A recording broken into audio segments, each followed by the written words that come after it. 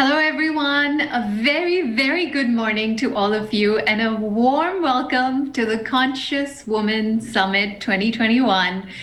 Putting this summit together has been a huge labor of love for all of us here at Shenomics, because for us, this is not just another conference. Our hope is that this becomes a movement that both inspires and supports each and every one of us in living and leading with greater awareness, more kindness, and greater compassion.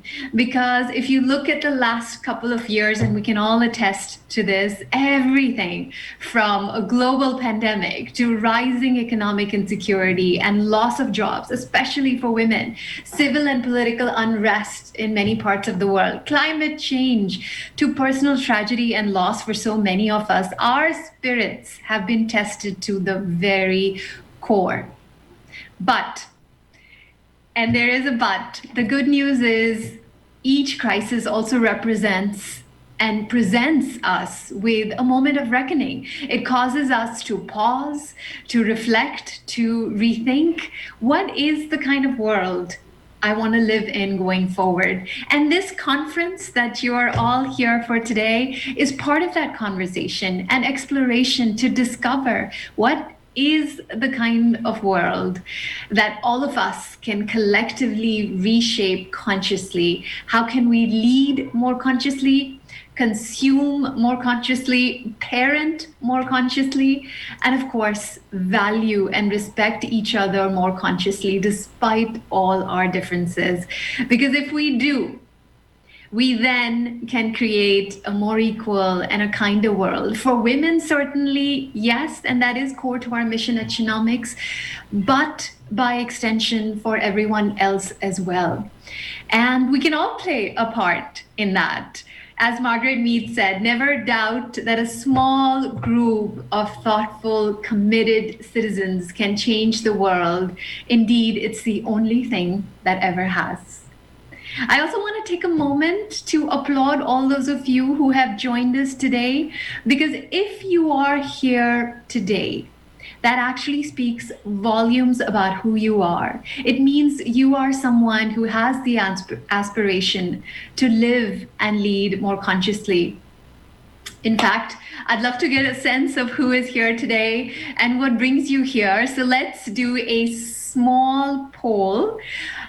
Share with us, you'll see a poll pop up in just a moment. Share with us, how are you already living and leading consciously? So do you believe in leading with compassion, and are you practicing compassionate leadership? Do you make a conscious effort to include, learn from, and value people who are different than you? So do you, in other words, practice conscious inclusion? Are you mindful in the way you consume, what you eat, what you wear, how you live? In other words, do you practice conscious consumption? And finally, are you mindful in the way you parent? And Lord knows we have all been tested as parents, and parenting has taken an emotional toll for all of us in the last couple of years. And how are you, despite it all, practicing conscious parenting? So would love for you to just quickly pop in to the poll. What really stands out for you? What have you been focusing on in the last few months and years? And let's take a look at the results. So I would request our events team to share the results once all of you have shared your responses. Because we imagine one of those four has certainly connected with you on some level, which is what has brought you here. One of those themes, whether it's leadership, whether it's inclusion, whether it's parenting, whether it's consumption, the four themes that we're going to be focusing on over the next 2 days. We imagine one of those four has brought you here. So you are either already practicing it on some level, or are intrigued by it, or have a desire to practice it even more. So really curious to hear which one of those is resonating with you and which one of those would you like to build an even stronger foundation with. So we'll give it a few moments and look at the results.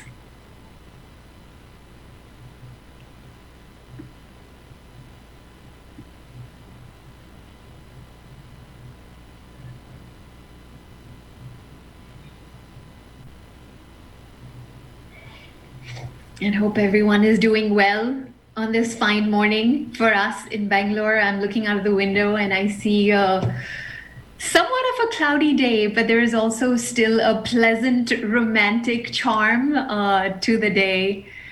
And of course, we're excited for the next 2 days ahead as we look forward to some really insightful conversations, lots of learning, lots of connecting with one another consciously, meaningfully around these conversations that we all care about and want to be a part of. So we are very excited for that. All right, I can see the result of the poll. So 58% of you say you are leading with compassion. That is brilliant. In fact, that is the panel we are going to be beginning with in the first half of today. 72% of you say you consciously connect with a diverse set of people and ideas. That's beautiful as well. Conscious inclusion is in fact going to be the second panel we are going to be engaging in the second half of the day today. 49%, so almost half of you say you consume consciously. So you eat, shop, live with a certain sense of awareness and mindfulness, and that's beautiful as well. This is something we at Shenomics are also very mindful of. In fact, just as an aside, what you see me wearing is actually a shirt or a blouse that's been made out of a recycled sari. It's part of my effort to consume consciously. And 40% of you say you're practicing mindful parenting. So looking at the poll, looks like mindful parenting is the one that's most challenging for all of us. And the good thing is those are conversations we will be having tomorrow. So we have 2 panel discussions tomorrow, one on conscious consumption.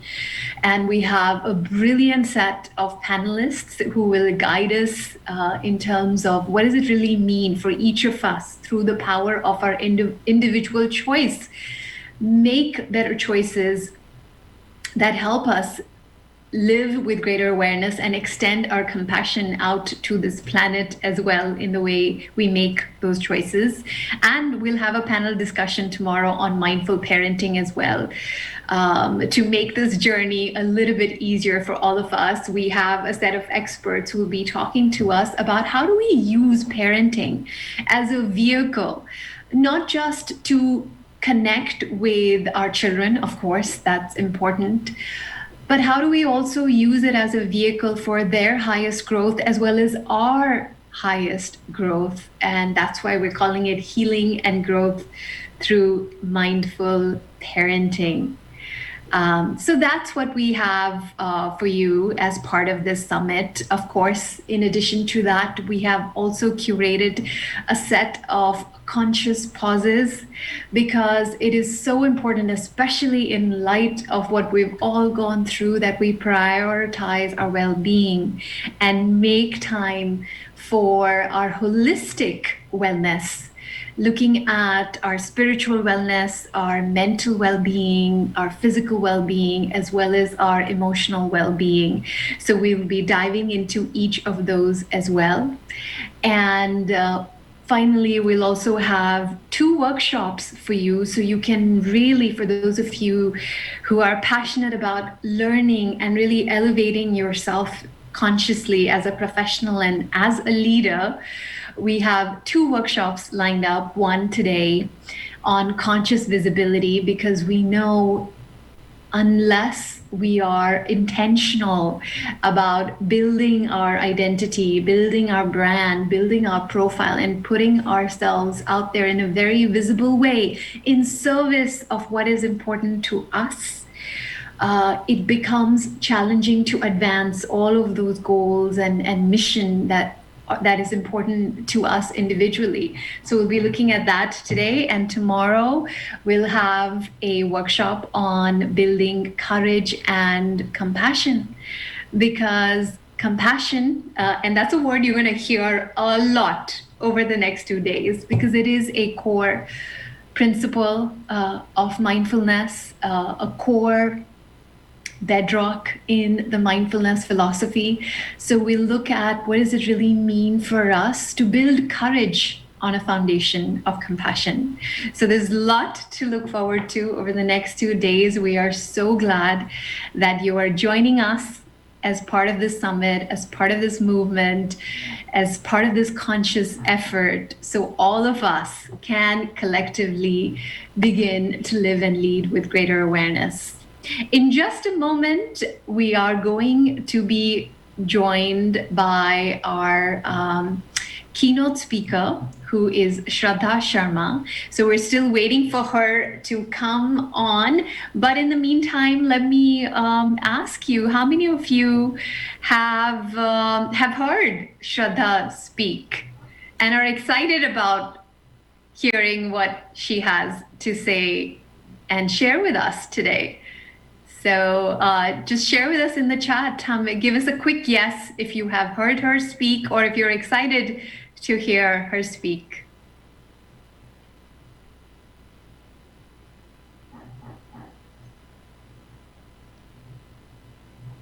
And I'll need the help of our events team to just share the responses with me.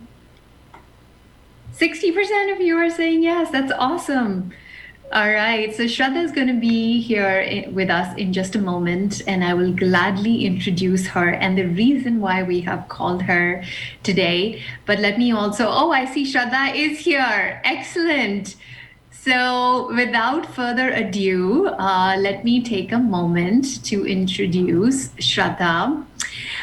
So to set the context, we've been talking about living and leading consciously, and in order to create a strong foundation for doing exactly that, now more than ever, we need leaders who demonstrate compassion. And that is why it gives me great joy to introduce Shradha Sharma as our opening keynote speaker for this summit, because she is here to speak to us about leading with compassion. And let me share with you something about Shradha. I've actually had the pleasure of listening to Shradha speak now twice in my life, in person, that is. The first time I heard her speak, I had goosebumps. That's how powerful her talk was. The second time I heard her speak, I kid you not, I had tears rolling down my eyes, and it was just hard to stop because her words just pierced through my heart. So when we were thinking about who are the inspirational speakers we want to invite for this summit, her name came to mind because we wanted to bring to all of you someone who can not only inspire us, but also move us all to action. And at Shenomics, we're all about action and actually moving forward with what is most important to us. And Shradha has the wonderful ability to do exactly that. So as the founder and CEO of YourStory Media, now India's leading digital media platform, featuring countless stories of entrepreneurs in a highly positive way, Shradha is someone who leads by example. She has not shied away from sharing her own stories of tragedy, of loss, as well as, and this is the important thing, as well as, on the other hand, the resulting resilience and strength and hope that comes as a result of those adversities in our life. And that is what I personally really admire Shradha for, and I'm so glad she's here with us today. And of course, it goes without saying, she has just done an outstanding job as an entrepreneur. She's a role model for so many of us, has won numerous awards for her work, from the Journalist of the Year award in 2010 by Vilgro to being named one of the top 500 influencers globally by LinkedIn in 2015 to the PAT Memorial Outstanding Alumnus Award in 2016. I can go on, but I'm going to stop now because I know you're eager to hear Shraddha speak. So without further ado, please join me in welcoming our keynote speaker, Shradha Sharma. Over to you, Shraddha.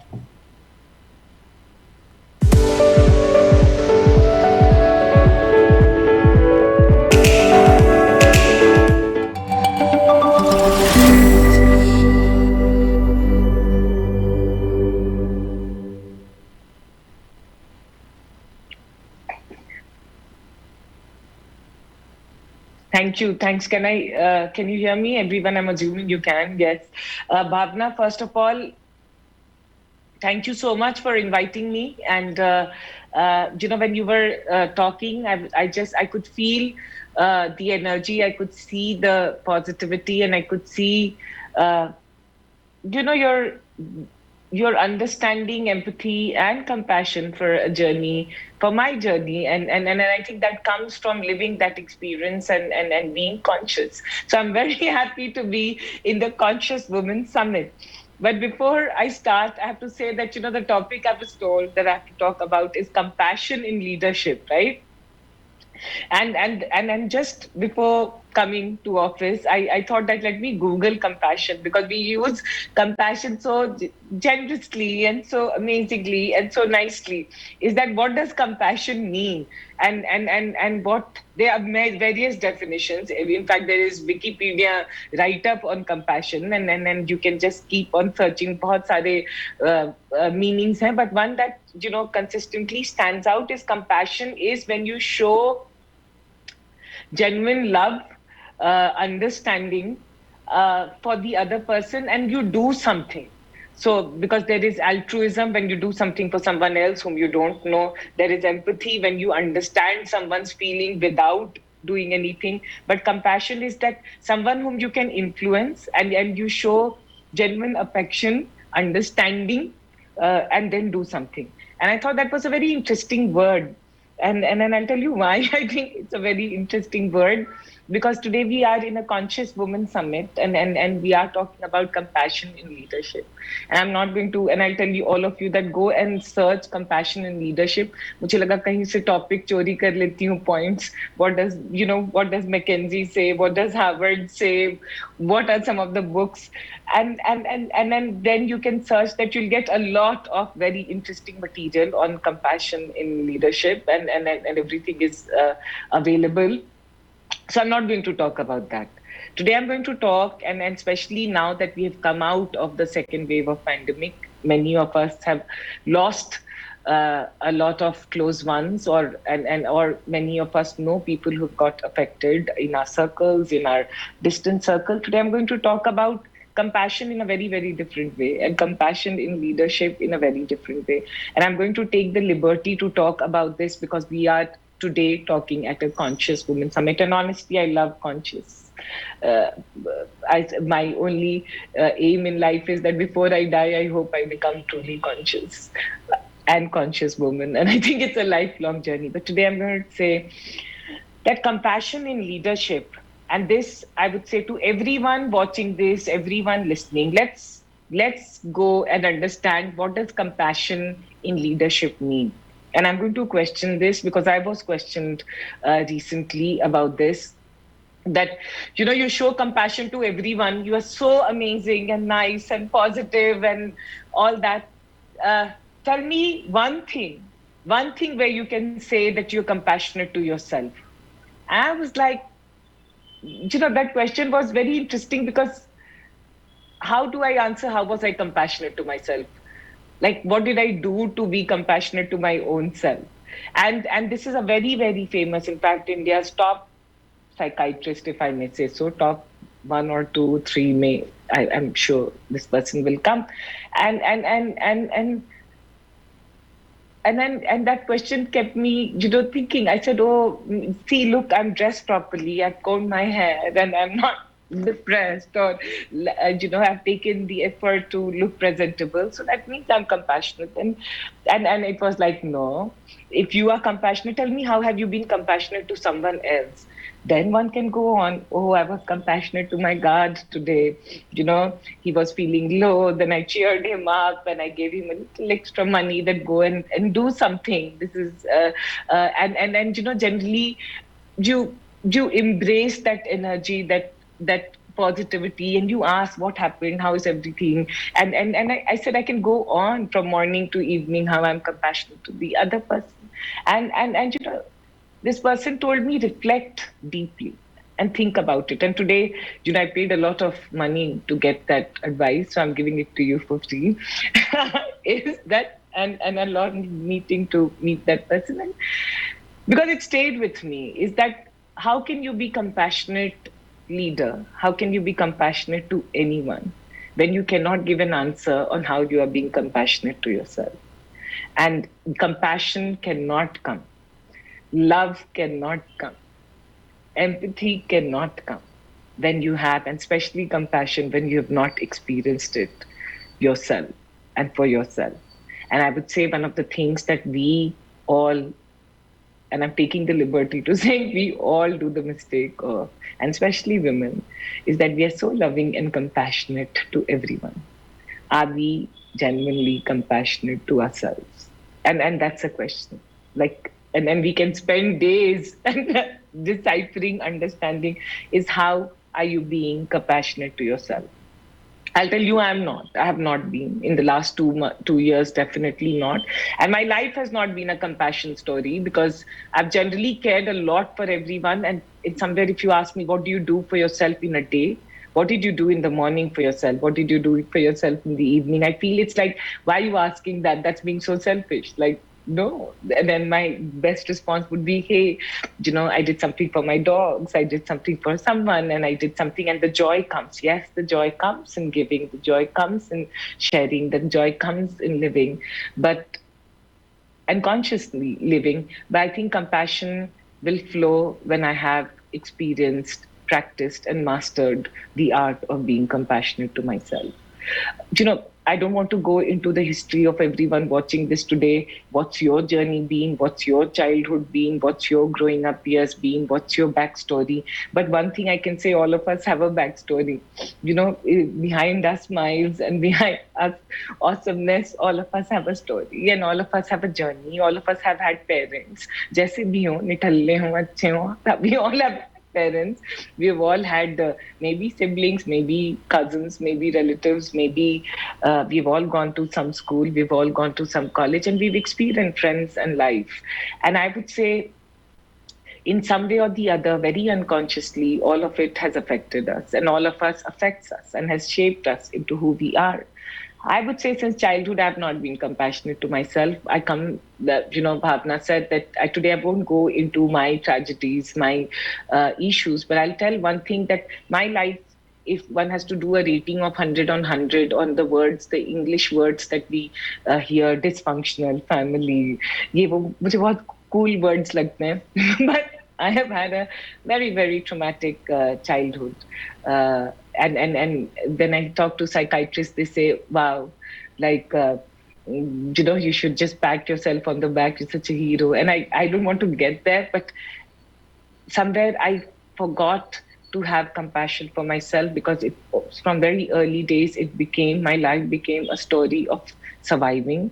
My life became a story of caring for everyone else. And my life became a story of making sure that people around me are okay. My siblings are okay. They are taken care of. And in that process, you forgot what does it mean to be compassionate to yourself. You started smiling and you didn't even realize that, okay, is this smile a genuine smile or is it a coping mechanism smile, right? Like, because we all smiley sometimes, when you're young, we smile that people will look and say, oh, you're so cool. You genuinely feel happy, you smile. And sometimes smile also hides a lot of pain, and to avoid and to not feel the pain, you smile. And I've done that all my life. I'm a very smiley person. And then I realized that, okay, it is sometimes a way to cope. And then we all do in our professional life, personal lives, we do. Today, why I'm saying all these things is that compassion as a word is a journey. And one thing I want you to all of you to go very, very deep and reflect, how are you compassionate to yourself? And I realize it just doesn't come to me. It hasn't come to me. And it is taking a lot of therapy. It is taking a lot of work every day to be compassionate to my own self. And the magic, the more compassionate I'm being to myself, nice to I am, caring, loving I am, I think more authentic I'm becoming. The more my ability to say no is increasing. My ability to say, you can't get away with this is increasing. And I'm becoming an effective leader. And I would say that when it comes to compassion, start thinking like this, and then you'll see how effective as a leader you will become. 3 things I do to develop compassion, again, with a lot of counseling and effort, and I see the magical result of those. Something as silly, I'm sure many of you would be doing, but I've started exercising every day. Every day exercising shows that I'm compassionate to myself. Now someone will ask, are you compassionate? I'll say, yes, I exercise. And now I don't exercise now anymore that I should become thin, or I should become fit, or I should become healthy, or my skin should be glowing. I exercise every day to live in that moment, mindfully, to enjoy that moment and enjoy the serotonin which comes after 50 minutes of exercising. And I cherish that, and I sit with that, and I enjoy that. And that's one compassion, which is being very, very transformative.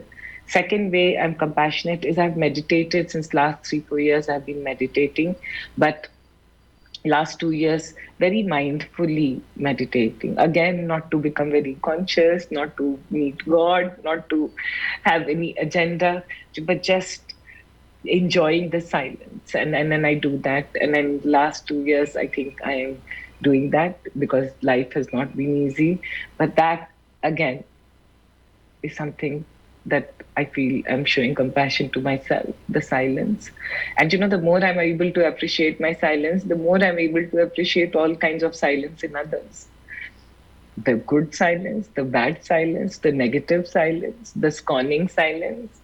जो भी हो आपका silence, मुझे पसंद है, मंजूर है, acceptance है, because I am learning to be silent. And takes effort, takes lots of effort. I do that. Third is, a lot of anchoring, because a lot of anchoring on, with the silence on, I don't know, religious or anything, because I'm not a religious person, is on spirituality. Somewhere as one is aging, one is realizing there is something in nature, in magic, in prayers. And I do that. And then I do that, it just anchors me a lot. And it shows, and somewhere I just feel that light within me. I feel light within me because I'm being compassionate to myself. And third is, which I would recommend all of you, it's more of a practical thing to do, is make your best friends as books. Read. Don't get distracted with the Netflix and the OTTs and the noises, but just read. The only thing I've invested in are books of all kinds. And there's a book I would recommend, many books I could recommend. One would be The Body Knows. This is a book by Gabor Mate. He's one of the most renowned psychiatrists, psychotherapists in the world. Is that how your body knows the pain, the hidden, it's about the hidden cost of stress.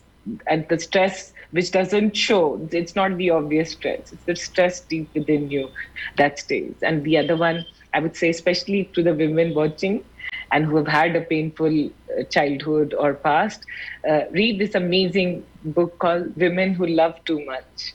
And And then I would say that you'll love it. I can go on, but invest in these things. And I'm just saying as a keynote, thank you, Bhavna, for inviting. But I'm just talking about these things because today I don't want to talk about how I've been compassionate as a leader to my team. I don't want to talk about how I've been compassionate to the ecosystem or to the corporates or with the government or with the thousands of entrepreneurs that one works with, because that's not that's me, that's what you do. I know everyone does that. Everyone, all of us, we are generally as human beings trying to make meaning of our life, and in the process of making meaning, I believe fundamentally we are good people, we are trying to lead good life, and we are generally very caring. Today I want to take this opportunity on something which I have not done. It is a journey and it will take a lot of time, is that I've just not been compassionate to myself. And I think that if I have not been compassionate, I can assume, and I'm going with that assumption, that all of you also would have not been compassionate. जो भी कहे, अपने लिए सोचना, and maybe it's also our upbringing and the middle class upbringing that we had. We were just not told. We were just not told to take care of ourselves. And especially, I would say to women, how easy it is for us to start caring about anyone. Just give us a human being, give us a dog, give us, just give us anything. And our heart will go and we'll become Titanic song. Our heart goes on. Just, and then, I've been told many a time, self-love, self-love. I'm like, what the blah is self-love? And what is compassion? I'm deconstructing, going and unraveling what does it mean on an everyday level? What does it mean in my daily schedule? What does it mean in my mornings, in my evenings, in my afternoons? And what does it mean to have consistency of habit? Because I feel we are our habitual thinking, we are our habitual doing, and it's so difficult to break a habit, and it's so difficult to get a new habit. Where I just say that I'm going to be compassionate and I'm going to do this, and it's hard, but I'm doing it. And today I can just tell you, I don't know if I'm anywhere close to success or this or that, but I can just tell you I'm getting peaceful. I'm feeling peaceful. I feel happy. I feel content. And then the most important is I feel very, very authentic. Like if I had to die today, I would say, सच से जिए, खुश से जिए, और थोड़ा अपना ख्याल करना शुरू कर दिए. अपनी तरफ compassion थोड़ा शुरू कर दिए. And then I think that's the way to live. And I would say to all of you, and especially to the women, yeah, it's hard. It's hard if people say, oh, world is equal, gender equality is there. I've been in panels and those women, nobody talks to me sometimes because I come from Bihar. I come from a time where it was so hard. Most of you would see this movie of Sadhu Yadav, Pappu Yadav, blah, blah, blah, of the crime that happened. I grew up at that time. And I've seen things, I have experienced, my life has been such a blah. Now, the thing is, when I say that the world is not equal, it comes from a place of acceptance, because the change will not happen if we start living in the bullshit that everything is equal. It is not. And it will only get okay if we have more people who are compassionate, and it will only get okay if women start being compassionate to themselves, because then the magic that flows through them to the world, it has to start flowing to them. And घर में सिखाया नहीं गया, घर में parents नहीं बोले that, at least in my family, nobody said, oh, I love you. My God, we would have been ostracized and put in a museum if we started saying, oh, I love you and take care of yourself and blah, blah, which I see today kids doing and parents doing, which is amazing. इसलिए हमारे लिए effort करना ज्यादा है, and if you come from that kind of background where it has been tough, then I would say that you will have to make double the effort.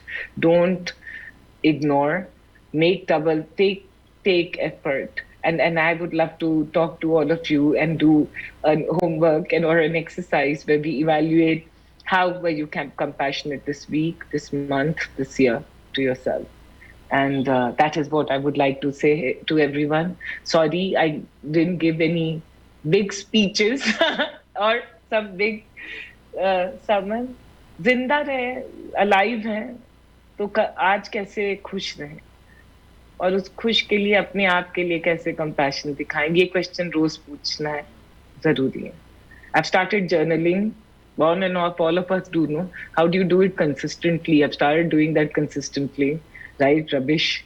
By answer that question to myself every day. It's a habit. It's a practice. It takes time. But on the path. So very openly, very authentically sharing something with all of you, so that you see behind the smile, you see behind all the blah blah blah. कि piece के लिए कैसे effort करना है, और ये करना है. Yeah, so this is something I wanted to say on compassionate leadership. And I love you all. May divine or whatever nature energy flow in us every day. Because and it flows and it makes us more conscious, it makes us more peaceful, more centered. Yeah, and lots of love, because it's hard to find love, to be in love, and to be in love with your own self. And I hope you do that every day. Please, please do that. Don't believe कोई आके प्यार दिखाएगा. पहले अपने आप को प्यार दिखाइए तो लोग दुनिया खड़ी हो जाएगी. मगर क्वेश्चन है अपने आप को आप दिखाते हैं, and that is something I would leave all of you with this thought. अब हो गया, बहुत बोल लिया. I think सुबह में बनता है. Yes, Bhavna. Thank you. I hope I have not taken more time, and hopefully I am within the time limit.